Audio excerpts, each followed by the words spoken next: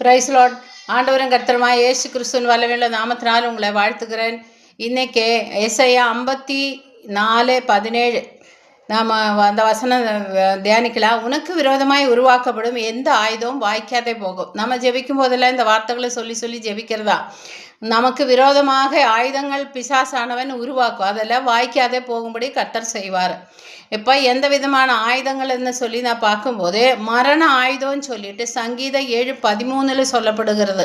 மரண ஆயுதம் வாய்க்காதே போகோ அப்படின்னு சொல்லியிருக்கிறாங்க. ரோமர் 6:23 பாவத்தின் சம்பளமாயிருக்கிற மரணம், பாவத்தின் சம்பளமாயிருக்கிற மரணம். அப்புறம் ரோமர் 8:6 மாம்ச சிந்தையாயிருக்கிற மாம்ச சிந்தை மரணம்னு சொல்லி மாம்ச சிந்தை மரணம். 2 கொரிந்தியர் 7:10 லௌகீக துக்கம் மரணத்தை உண்டாக்கும். லௌகீக துக்கம் உலக பிரகாரமான துக்கங்கள் நம்மளுக்கு மரணத்தை உண்டாக்கும்னு சொல்லப்படுகிறது. எந்த விதத்திலெல்லாம் வாய்க்காதே போக செய்யறதே அப்படின்னு சொல்லி நான் பார்க்கும்போது இயேசுவின் ரத்தம் முகேந்திரம் நம்மளுக்கு அதெல்லாம் வாய்க்காதே போகும். இயேசு கிறிஸ்துவின் ரத்தம் சகல பாவங்களை நீக்கி நம்மை கழுகி சுத்திகரிக்கும்னு சொல்லப்படுகிறது. பாவிகளை ரட்சிக்கும்படிதான் தேவகுமாரனான கிறிஸ்து வெளிப்பட்டார்னு சொல்லி நான் பார்க்குறோம்.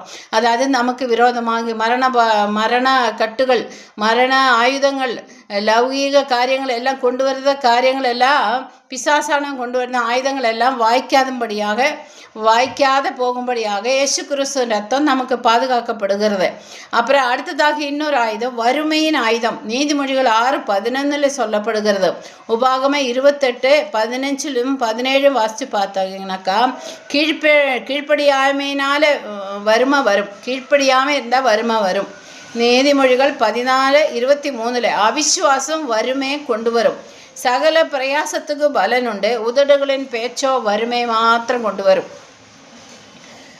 மரண பரியந்தம், அதாவது சிலுவையின் மரண பரியந்தம் அவர் மனுஷ ரூபமாய் காணப்பட்டும் மரண பரியந்தம், அதாவது சிலுவையின் மரண பரியந்தம்